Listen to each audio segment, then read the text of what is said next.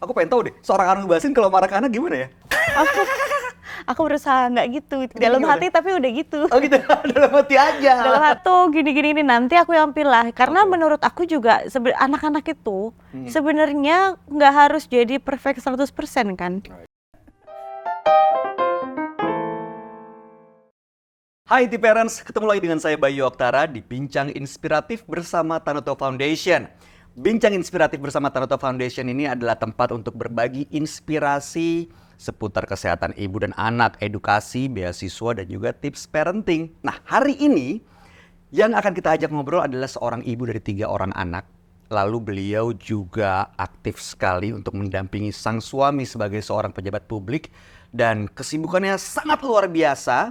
Nah, yang mau kita ajak ngobrol bagaimana tipsnya, strategi dan taktiknya untuk mendidik dan membesarkan anak. Pasti tidak mudah. Ada 3 orang putra dan putri yang usianya juga masih dibilang early teenagers atau remaja awal-awal, dan ada juga yang balita. Nanti kita ngobrol, langsung saja kita sapa dulu Arumi Bachsin. Halo Arumi. Hai, Apa kabar? assalamualaikum, alhamdulillah. Waalaikumsalam. Ibu Wagub, senang sekali bisa hadir di sini. Aku yang seneng akhirnya bisa ngobrol di sini. Sehat Ibu? Insya Allah sehat. Ini tadi sebagai pengantar tadi udah kebayang tuh kesibukannya pasti luar biasa. Udah gitu kan anak-anak juga bisa dibilang masih butuh pendampingan dan juga perhatian yang lebih. Mereka gimana kabarnya sekarang? Alhamdulillah sehat. Dengan segala tantangannya ya gitu ya. Aku nggak menyangka aku akan datang maksudnya ada fase di sini ketika anak-anak masih pada kecil-kecil banget di bawah 5 tahun itu kan masih diunyel-unyel Right, kan, masih betul. lucu-lucunya aja gitu. Nah sekarang tantangannya berbeda. Aku pikir masa terberat itu adalah waktu pas early childhood. Ternyata beda lagi. Makin gede beda Beda lagi lagi, tantangannya. gitu. Yang Jadi- pertama Lakisha umur Umur 10, kelas 5 SD. Wow, oke, kelas 5 SD. Yang Terus kedua Keinan umur 8 tahun kelas 3. dan Kalendra playgroup umur 3 tahun. 3 tahun. Ini pastinya luar biasa serunya mengatur waktu antara kegiatan sebagai pendamping suami, kegiatan sebagai seorang ibu, dan juga perlu me time dong, aktualisasi Iya, diri. benar. How do you manage that? Gimana ngatur waktunya? Sampai sekarang ini serabutan ya. Sebenarnya itu karena ya aku bilang tadi dulu ketika aku udah mulai ngerasa aku harus kayak gini nih karena kan I put my priority, ini berarti jam aku buat me time di sini, nanti dampingin Mas Emil di sini gitu. Oke. Tapi anak-anak nggak kerasa waktunya mulai besar, tantangannya mulai beda lagi, mungkin kedekatan secara fisik itu udah nggak sebutuh dulu ya, atau mungkin nggak sebutuh adiknya yang paling kecil gitu kan. Oke. Tapi butuh buat konsultasi PR, butuh mama ini di acara di sekolah tuh, jadi I treat their school itu as sama pentingnya sama kayak beberapa kegiatanku gitu. Jadi hai jadi ya akhirnya balik ke serabutan lagi gitu. Jadi Mama PR. PR bapaknya biasanya. Tapi maksudnya ini tuh aku maksudnya sometimes aku masih perhatiin PR dan lain-lain gitu, karena maksudnya di sini tuh bukan PR sehari-hari, PR yang ada project gitu kan. Jadi emang nggak mudah ya mengatur itu semua supaya Nggak tetap mudah. maksimal kan. Jadi ibu-ibu kalau misalnya Anda selama ini aduh susah banget, tenang. Emang gitu Bu. Anda tidak sendirian ibu ya, T-Parents. Tapi di sini kita mau cari tipsnya. Bagaimana caranya mudah-mudahan bisa jadi inspirasi buat Anda nih. Karena kan kita tahu kalau zaman sekarang Gen Alpha itu kan lahir di 2010 sampai 2024 yang mereka begitu ketemu dunia udah ketemu teknologi. Canggih banget. Dan tantangannya adalah tentu buat kita, T-Parents, buat orang tua, itu kan bagaimana supaya anak-anak tuh nggak ketergantungan sama teknologi. Mereka punya kegiatan yang zaman kita kecil, keluar, outdoor gitu. Nah, Sekarang gimana? dipaksain gitu. Dipaksa. Cara maksanya? Aku lesin basket. Nah ini adiknya nih ada suka futsal kan. Jadi mau tak masukin serius futsalnya. Jadi basket nanti tambah futsal. Si kakak lagi aku rayu buat renang gitu ya. Pokoknya yang ketemu matahari gitu. Yang ketemu ini physically gitu. Malah justru les-les pelajaran itu aku nggak adain dulu karena aku pantau dulu nilainya. Selama mereka kalau cuma Aman. ya dapat B apa gitu, I don't mind gitu karena mereka masih SD gitu. Betul. Mereka itu butuh di mataku ya mereka tuh masih butuh social skill, masih butuh fisik growing karena masih bertumbuhan gitu. Jadi aku pengen mereka tuh yang les-lesnya tuh lebih ke outdoor, social, and then ini. Jadi aku lesin. Terus ya sama mungkin di setiap rumah tangga gitu berbagai aturan tentang gadget di rumah. Aturannya apa? Aturannya ya maksudnya gadget. Jadi mereka itu kan pulang sekitar jam 4 sore. Oke. Nanti jam 4 sampai jam 6 sore itu mereka bisa tinggal pilih. Mereka itu free time-nya mereka. Tapi kalau untuk gadget itu maksimum 1 jam. Itu on the weekdays. Oke. Terus abis itu dari jam 6 sore itu dinner sama kerjain PR, beresin buku gitu. Jam setengah 8, jam 8 tuh udah preparation for sleep. Jadi anak-anakku sampai sekarang itu aku merasa agak gitu karena jam 8 setengah 9 lah maksimum itu anak-anak tuh biasanya makin gede mereka makin susah kan tidurnya kan. Betul, Maksudnya makin betul. nggak ini. Cuman mau tidur nggak tidur mereka harus calming down karena ngelihat gadget itu kan katanya restrict hormon. Saraf-saraf. Iya, mata, jadi susah untuk kita bisa tidur, ngantuk. betul. Iya, Betul. gitu. Jadi dari jam 8 tuh udah pokoknya baca cerita, baca buku, didongengin kalau kita lagi ada di rumah. Kalau suka denger musik si kakak tuh kan boleh musik Pasangin boleh. musik. Gitu. Oke. Nggak ada coba-coba nawar tuh karena anakku. Oh, selalu nawar.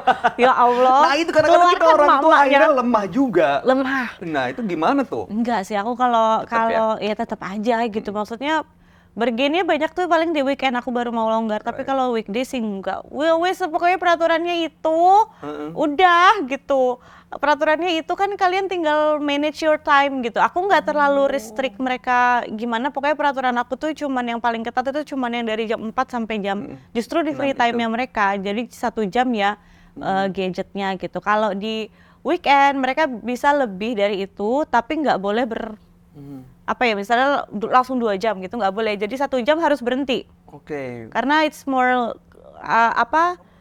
semenjak pandemi kan sekolahnya pakai gadget tuh. Betul, online. Anakku yang kedua si cowok si Kenan itu tuh jadi ada plus.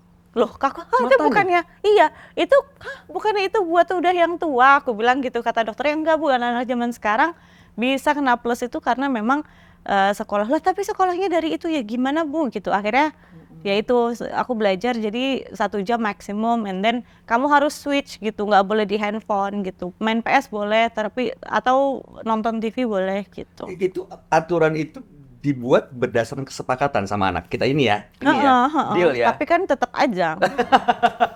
Nah itu Iya. butuh kesadaran dan kemandirian dari sang anak juga nih. Iya. Ya kan gimana mereka punya tanggung jawab, udah gitu juga ya kalau waktunya nggak main gadget, jangan main gadget. Nah bagaimana kamu menanamkan sikap kemandirian tuh ke anak-anak? Nggak ada, dari orang tuanya nggak ada, ya konsisten aja. Konsisten. Kalau masalah anak itu, karena aku ingat waktu aku remaja kan juga sama ya badung-badungnya ya gitu. Jadi ada peraturan apa di rumah. Kalau dulu kan kita ya masalah main di luar malah gitu, main di luar atau kebanyakan es krim atau apa gitu. Nah itu kan selalu dengan 1001 alasan gimana caranya kita ini sama orang tua bargain gitu. Tapi aku udah gini loh Ma, berarti aku boleh gini kan gitu. Jadi dari orang tuanya ya konsisten aja gitu. Itu berarti. Mau apapun alasanmu ya udah nggak apa-apa, kita ngelihatnya lucu-lucu aja, nggak kita marahin juga. Cuman ya enggak lah, orang kan udah tahu, jadi akhirnya mereka capek untuk mencoba. Tapi aku mau tahu kalau misalnya anak yang 10 tahun yang SD gitu ya masuk kelas 5 kelas 6 tuh kadang-kadang dia udah punya teman, udah punya dunianya sedikit-sedikit terbuka dengan dunia luar gitu ya. Nah karena kadang-kadang ada nilai-nilai yang dia dapat di luar nggak cocok nih sama di rumah. Itu yang lagi aku hadepin sekarang. Gimana tuh kalau misalnya marah? Aku pengen tahu deh, seorang Anu Basin kalau marah ke anak gimana ya? Aku berusaha nggak gitu, dalam hati tapi udah gitu. Oh gitu, dalam hati aja. Dalam hati aja. Cuman gini, balik lagi kan tadi, aku tuh percaya bahwa memang mendidik anak-anak alfa itu, memang kalau nggak kita yang adaptasi ke caranya mereka, Aku takutnya aku yang kehilangan anak-anakku, ngerti kan? Karena anak itu mau sebaik-baiknya anak pasti ada satu sisi yang akan mereka tutupi dari orang tuanya. Nggak mungkin kita sebagai orang tua tuh bisa luar dalamnya tuh 100% tuh tahu, nggak bisa gitu. Yang justru buat aku sih, aku pengennya ini goals aku ya Allah doain ya. Amin. Kita aminin ya, Tiberans ya. Sampai anak-anakku gede, bahkan seumur aku gitu. Mereka tuh nelpon emaknya, mama aku mau itu masih aku pengen satu sisi nanti ketika mereka udah gede tuh aku bukan diingat sebagai aduh repot kalau sama mama nih aduh gitu. Nah itu tuh kalau ke masalah pergaulan ada yang kan pasti kita ada cocok nggak cocok karena setiap keluarga tuh punya stylenya sendiri-sendiri. Nah itu yang pertama tuh aku coba untuk nggak ngejudge dulu. Jadi biarin dulu nih walaupun dengan waduh jantung tuh udah deg-deg gitu. Aku coba nggak ngejudge dulu dan gini. Terus aku tanya pendapatnya dia gimana gini-gini nih. Nah kalau menurutku pendapat dia itu perspektifnya kok malah dia suka ya, kok malah dia ini ya gitu. Aku coba ngajak ngobrol gitu. Nah resikonya kalau misalnya caranya seperti itu. Ada orang bilang sekarang bilangnya gentle parenting ya. Tapi resikonya kita dapat resultnya lama. Karena karena kalau sedikit gitu ya? Iya. Dan kita kan give room for the kids itu untuk bisa argue us back, right gitu. Jadi ya ini cuman posisi kebiasaan aku waktu dari mulai anak-anak kecil itu udah mulai kayak gitu. Jadi tapi anak-anak mulai besar, argumentasinya makin banyak, ininya makin ini. Akhirnya kalau ada yang saat-saat aku mentok gitu ya. Tapi kalau aku tahu nih kalau satu-satunya jalan yang ini aku adalah keras, aku panggil bapak ya dulu. Bantuan bapak. Bantuan bapak. Nah, karena kalau aku melihatnya gini, kesibukan Mas Emil, kesibukan Bu Arumi, itu kan ya sebagai tokoh di Jawa Timur mau nggak mau kan ada sebagian persen dari waktunya untuk di luar rumah. Iya. Sementara nilai-nilai yang di rumah nih harus tetap berjalan dong. Harus mereka pegang dengan rasa tanggung jawab. Menumbuhkan rasa tanggung jawab ke anak tuh gimana? Harus diawasin terus-terusan kah walaupun di luar rumah ada asisten 100 orang jagain kalendra? Enggak. Kalau aku ada grup WhatsApp sama mbak-mbak. Oh gitu. Pakai pemantau ya? Jadi aku nggak ada CCTV di rumah karena kalau tugasnya itu maksudnya si anak itu jadi nggak bisa napas kan aku juga nggak mau gitu. Cuman mbak-mbak tuh aku bilang, Mbak, pokoknya apapun yang memang di luar kesepakatan aku sama anak-anak diaduin aja. Aku tahu cara negur anak-anak dan aku nggak mungkin kan di rumah anak-anak tuh sama Mbak. Aku nggak mungkin ngejelekin Mbak, ini tadi Mbak ini ngadu ke aku loh, gini-gini gitu. Nanti karena aku butuh anak-anak juga bisa nyaman dan terbuka sama mbak-mbak yang di rumah gitu. Karena kan aku banyak di luar. Jadi gitu, biasanya kalau mereka ngadu nih, jadi ada grup khusus pengaduan gitu. Jadi grup khusus yang buat kita diskusi lah buat. Udahlah terima gitu. aduan masyarakat. Iya. Terima aduan di rumah. Lo gila lu. Iya kan? Juga. Jadi udah tuh gini-gini ini nanti aku yang pilih. Karena menurut aku juga anak-anak itu sebenarnya nggak harus jadi perfect 100% kan. Anak-anak itu buat aku tuh kalau di rumah mereka harus bisa jadi diri sendiri. Jadi kenakalan-kenakalan yang menurut aku itu oke gitu ya, bisa di-pass terus aku pura-pura nggak tahu itu aku let it slide gitu. Oh ya udah. Ya udah gitu. Cuman aku pengen Mbak tuh kalau memang sensitive to that gitu karena ada perubahan di anak-anak itu, yaitu kita itu anak-anak kan udah mulai terekspos ya dari mulai informasi. Dengan gadgetnya, pergaulan udah mulai ini di usia-usia anak aku, aduh semoga jangan ya. Cuman belum ada pembahasan itu di rumah sih, cuman ya kan preteens itu sudah mulai ada suka-suka antara di teman kelas apa segala macam. Oh gitu. pasti. Iya, tapi ya belum ada sih ya. Atau belum terbuka. Gitu. Jadi aku pengen tuh setiap perubahan yang ada di anak-anak tuh mbak-mbak tuh sensitif terhadap itu. Jadi tetap aja kita jadi pembahasan gitu. Cuman nggak semua, cuman aku filter gitu. Ada yang biarin aja Kak kalau si Keisha mau gitu atau si Kenan nggak apa-apa gitu. Mereka kan soalnya aku inget dulu tuh aku juga ada gitu hal-hal kalau mama papa lagi pergi, yes aku berarti bisa bisa itu ngambil es krim ini. Kalau yang cuma kayak gitu-gitu sih aku let it slide gitu. Oke. Nah kalau Mas Emir sendiri gimana? Maksudnya Kan tadi kamu cerita kalau ada PR atau enggak ada sesuatu yang mungkin masalah lebih serius butuh tegur Bapaknya, atau bapaknya. Nah itu gimana sejauh ini? Nah, itu aku pernah nanya, positioning kita apa nih gitu kan. Itu dibahas? Dibahas. Wow, oke. Karena aku ngerasa butuh pembahasan itu tuh waktu pas mulai anak-anak mulai challenging, ketika udah mulai ngomong balik, maksudnya udah mulai kritis gitu Udah bisa bilang kan. enggak gitu. Bukan, maksudnya udah mulai bisa. Biasanya anak itu kan sumber informasi itu kita aja kan. Betul. Nah udah mulai nanya balik nih sampai akhirnya tuh setiap apa yang aku omongin, oh terus itu gimana Ma? Terus gini-gini. Dan aku ngerasa wah anak-anak kita udah mulai kritis banget nih. Jadi kita harus lebih one step lebih dulu gitu kan. Nah aku akhirnya nanya nih gimana. Akhirnya keluar itu kata-kata gini deh, kalau misalnya untuk urusan-urusan domestik yang kecil-kecil, maksudnya ini aku percaya aja sama kamu gitu, sama aku. Dan aku selalu kayak ini tadi tuh aku gini-gini, awal-awal kita implement itu tuh bener-bener aku update. Tadi tuh gini loh Mas, gini bener nggak ya? Karena semua itu kan nggak ada benar nggak ada salah, itu sesuai dengan values-values yang kita pengen di rumah gitu. Terus habis itu untuk hal-hal yang apa namanya besar-besar tadi, kayak ini aku butuh anak aku ngerti ini tuh lebih serius. Sudah aku ngobrol sama dia berkali-kali, tapi kayaknya masih dianggap santai sama dia. Aku butuh kamu turun tangan supaya anak ini ngerti kalau aku tuh serius gitu, masalah ini tuh serius gitu. Dan apa namanya, biasanya papanya masuk. Nah kalau untuk PR ya bapaknya mau ada dimanapun tak foto, Kirim. sayang tolong ini sebentar aja, sebentar aja gitu. Kadang-kadang dia di mobil Ngerjain PR anaknya. Wah, Tidak hebat ada. juga loh. Hebat loh. Masih ada waktu. That's something. wah, bukan lagi, kalau enggak dimarahin dong sama mamanya. Nah, perbedaan pola didik tuh kamu temuin nggak antara kamu dengan Mas Emir dengan suami?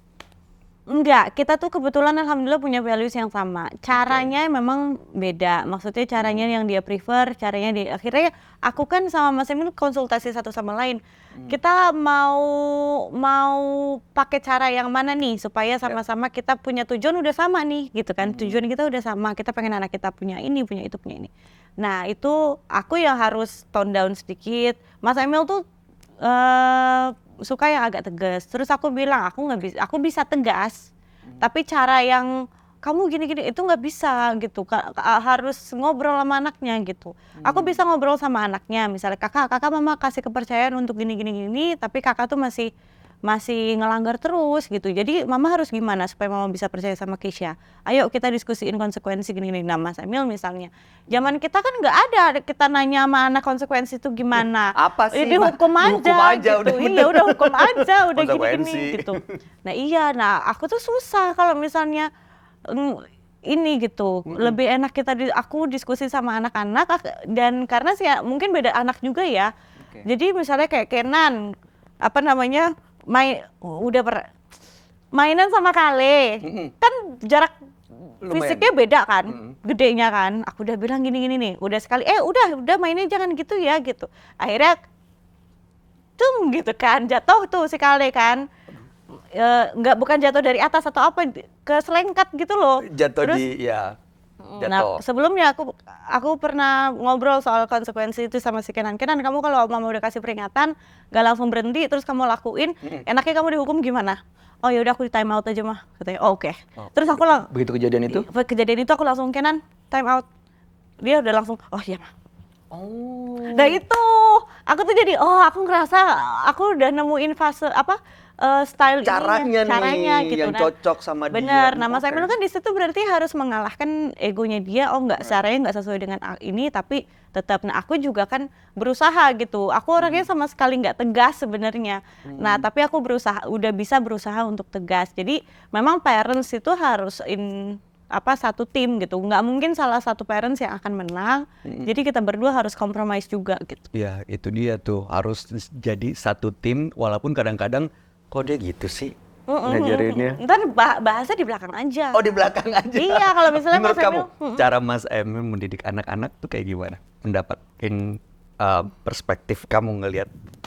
dia nggak Maksud. dia mah kebanyakan gini, kalau dia tuh nggak mau ngambil sisi mendidik sama sekali malah sebenarnya. Maksudnya? Karena Wow. Loh, Mas Emil mohon maaf ya. Mas Emil. Maksudnya Bukan, gimana nih? karena Mas Emil tuh waktu di rumahnya sangat sedikit kan. Oke. Jadi ketika dia di rumah, terus habis itu aku harus gini, and apalagi masalahnya sebenarnya sangat domestik, sangat kecil yang masih bisa di ini. Dia tuh pengen ngabisin waktu sama anak-anaknya iya ujel-ujelan Seneng-seneng, gini-gini. unyu-unyu. Udah kalau ada masalah udah diselesain sama mamamu. Iya, jadi tapi biasanya Mas Emil akan nanya nanti gimana gitu. Jadi dia butuh update dari aku aja. Cuman dia pengen anak-anak tuh nggak usah terlalu tahu aku tuh tahu update di rumah. Jadi kan istilahnya tuh anak-anak tuh akhirnya punya papa nggak tahu dan aku nggak pernah. Jadi anak-anak tuh nggak semuanya tuh tahu kalau mereka misbehave apa gitu itu kalau Diaduin ke bapaknya tahu. papanya Iya, gitu. papanya tahu tuh enggak gitu. Jadi Oke. em, Jadi anak percaya juga sama kamu ya? Jadi harusnya ketika ada satu hal yang apa namanya aku udah ngomong berkali-kali tapi tetap aja ini terus papanya sampai turun tangan, nah mereka tahu bahwa oh ini serius nih karena papa udah turun tangan gitu. Oh, jadi ada batasannya juga kalau papa udah turun tangan. Ini serius Ini nih. serius. Caranya juga diajak ngomong sebenarnya, cuman Oke. di mata anak-anak kan sebenarnya nggak semua tuh papa tahu gitu loh. Hmm. Ya, jadi anak-anak tuh bener-bener ya Allah kalau ada papanya, kayak anak-anak banget kayak innocent. Padahal kata mamanya, kata Belum mamanya. tahu gitu. Jadi Mas Emil pengennya ngambil posisinya gitu. Aku udah capek di luar, udah ini gitu. Maksudnya I trust you karena kita udah pernah ngobrol itu. Values kita sama, tujuan kita sama, cara pendidik anak kita mau anak-anak kita jadi apa tuh udah sama. I trust udah aku percayain. Tapi kalau memang I need to step in, aku step in gitu. Masing-masing generasi kan punya tantangan berbeda. Tadi kamu bilang kalau gen alpha ini terpapar teknologi dan lain-lain. Itu kadang-kadang mereka lebih cepat dari waktunya bisa arguing, bisa menanya dan bersikap kritis. Nah, menurut kamu menghadapi berbagai tantangan gen alpha itu gimana sih? Caranya yang paling, yang nggak ada cara paling sederhana itu nggak ada ya? Nggak ada.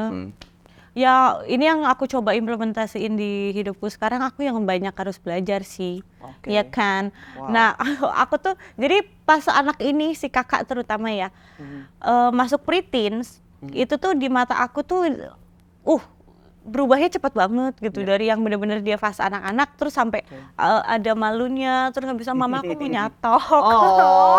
aku bilang oh my god gitu. Nah sisi yang lainnya adalah dia tuh banyak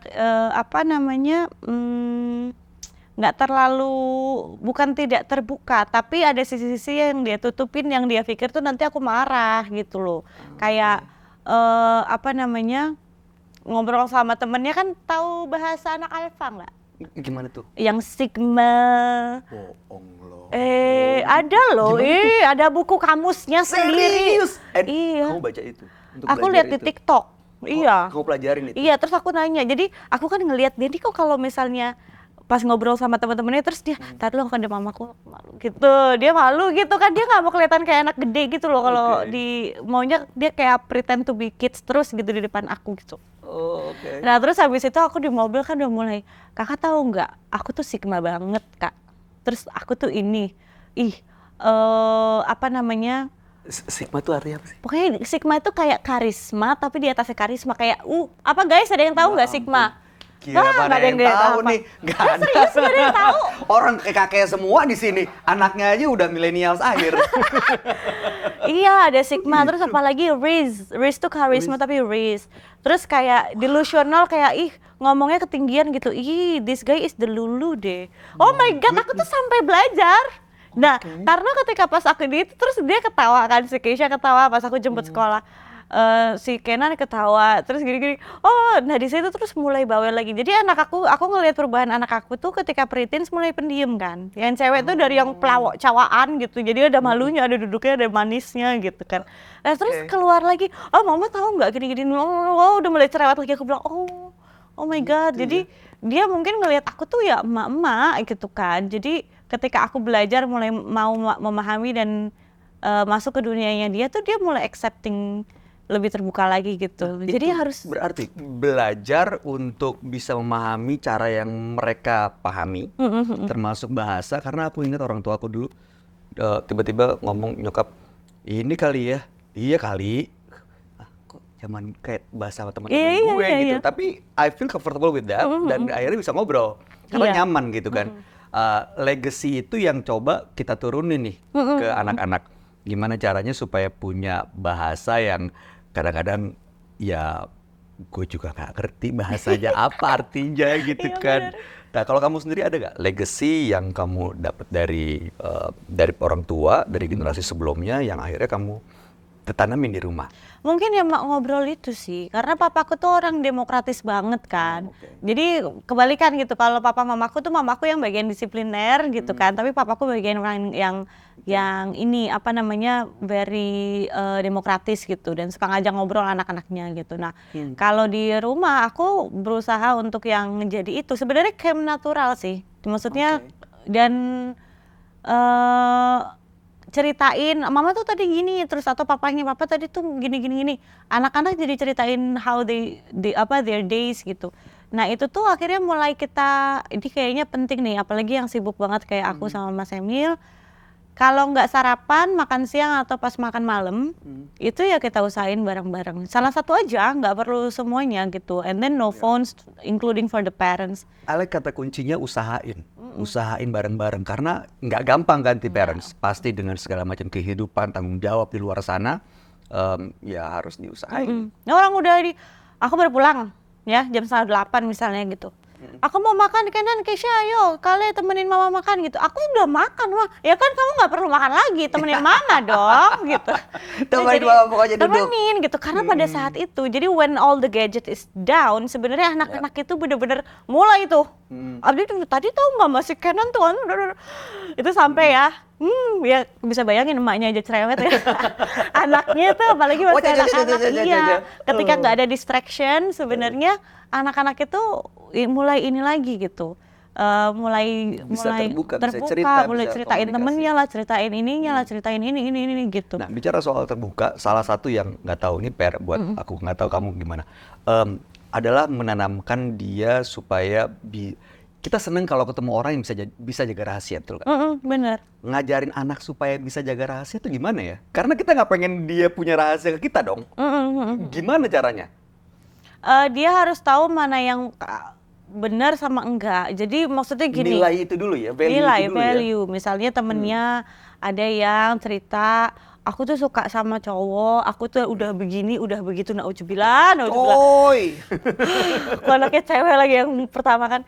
Nah misalnya kayak gitu-gitu. Jadi you have to know the value, apa sampai batasan mana gitu. Okay. Kalau ini sudah mulai mengancam ya, mengancam sosialnya, mengancam fisik nyawanya, misalnya mengancam itu, you have to know gitu. Dan Nah harus itu harus ngomong. di rehearsal terus sih. Ada yang dengan, nah aku ini mulai anak-anak mulai dewasa kan, jadi mulai papahnya aku juga mulai udah kita kayak pulang nggak usah harus bahas case dia atau kayak maksudnya bukan case ya maksudnya kayak tentang dia, kita bahas tentang apa, tahu nggak tadi papa tuh ketemu sama orang ya gini jadi dia tuh ngerti values yang kita anggap baik dan nggak baik gitu. Jadi karena kadang kan kalau misalnya belum kejadian kita itu kan nggak tahu mau bahasnya mulai dari mana. Betul, gitu. betul. Dan kalau kejadian hal-hal kayak gitu nauzubillah min dzalik kan nyeselin nauzubillah gitu. Jangan sampai kejadian ya. Kalau udah bahas anak ya. Nah jadi kayak tapi kan kita pengennya anak kita itu tahu mana good bad yang mengancam atau yang enggak gitu sebelum ada apa-apa kan. Betul. Gitu. Jadi we need to konstruksi pikiran anak itu harus dibentuk dari sebelum ada apa-apa, tapi bahannya gimana gitu. Akhirnya ya kita mulai aja blunt gitu loh, maksudnya nggak usah cerita tentang si person A, B, C gitu, nggak usah tentang yang kita kenal. Tadi mama lihat berita gini-gini, terus ternyata kalau menurut mama ya itu tuh gini-gini. Jadi anak-anak tuh paham values kita tuh apa gitu, kayak about ini kalau kasar mohon maaf ya tentang sexual harassment, tentang pergaulan yang bagus nggak bagus gitu. Ya, bullying termasuk di sekolah. Iya, terus juga how we treat people dan kita mengerti. Nah, anak-anak preteens dan teens itu kan lagi fase-fasenya mereka itu kan sangat pengen di-accept sama teman-temannya sampai melakukan apapun gitu ya. Kalau misalnya kayak kemarin tuh dia tiba-tiba pengen potong rambut, dia kan tipe yang panjang terus kan. Nah terus tiba-tiba aku pengen potong rambut pendek, itu aja aku overthinking. Karena aku pengen Kenapa nih anak gue dibully? iya, bukan masalah bully. Aku takutnya dia tuh pengen a certain model supaya Biar temen-temen bisa masuk diterima ke sama geng. temen-temennya misalnya gitu. Nah itu tuh aku udah ngomongin muter-muter, aku cek supaya itu tuh emang kemauan kamu kan Kak, bukan karena disuruh, bukan karena oh temen aku tuh soalnya kayak gini nanti aku malah nggak, bukan karena eksternal Bukan ternyata force emang karena emang gitu. suka dan Iya, mau. aku bosan mau aku ini. Oh ya udah itu, cuman kan mama udah overthinking. Overthinking. Nah, ini buat parents di luar sana yang mungkin kadang-kadang juga mengalami overthinking karena anaknya sudah masuk masa remaja gitu ya. Bagaimana cara menanamkan value, bagaimana cara menciptakan komunikasi yang baik, terutama generasi alpha yang memang mereka sangat dekat dengan teknologi, terpapar informasi begitu mudah dan juga katanya waktu untuk fokusnya juga pendek. Nah, gimana? Ada tips nggak buat para parents di luar sana? Kalau untuk fokus sebenarnya itu sih dilatih, banyak yang membantu. Teknik-teknik yang lebih expert itu banyak ya yang membantu.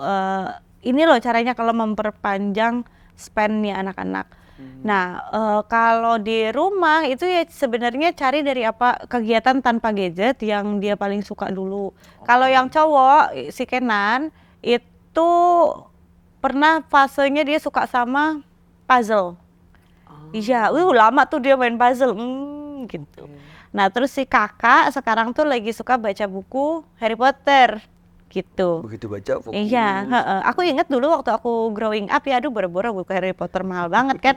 Dulu mah di ini aja, kamu kalau baca buku tuh kalau nggak buku pelajaran orang tua tuh nggak puas gitu loh. Nah sekarang tuh aku udah, kamu you can read tapi malah kamu nggak boleh baca buku pelajaran. Kamu suka buku apa? Waktu itu aku ini akhirnya ketemu gitu.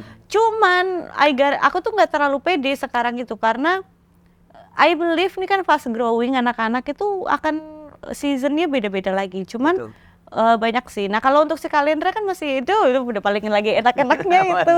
Umurnya masih 3 tahun, gadgetnya nggak kecanduan, makan masih ini, masih lucu. Gitu ya.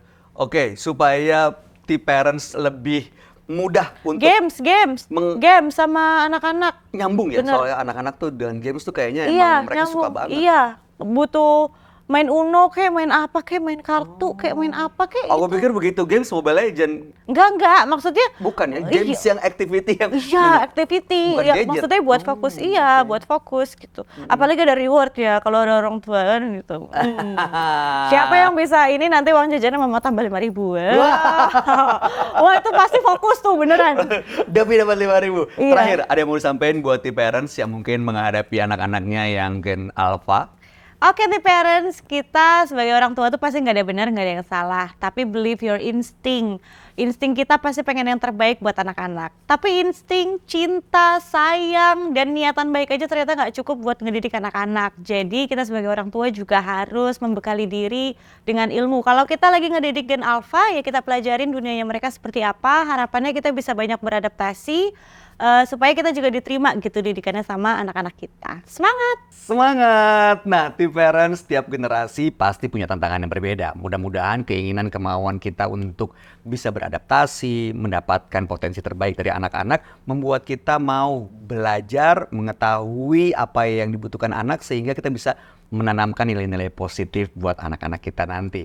Harapannya tips dan pengalaman Arumi bisa menjadi insight dan juga memperkaya wawasan kita semua supaya kita bisa menerapkan pola didik positif di rumah. Akhir kata, saya Bayu Oktaara mengucapkan terima kasih. Thank you Arumi. Thank you Mas Ayu. Sehat selalu. Siap. Salam buat Mas Emil. Ya. Kita tunggu kabar-kabar berikutnya di keluarga Emil Dardak dan juga Arumi Basin.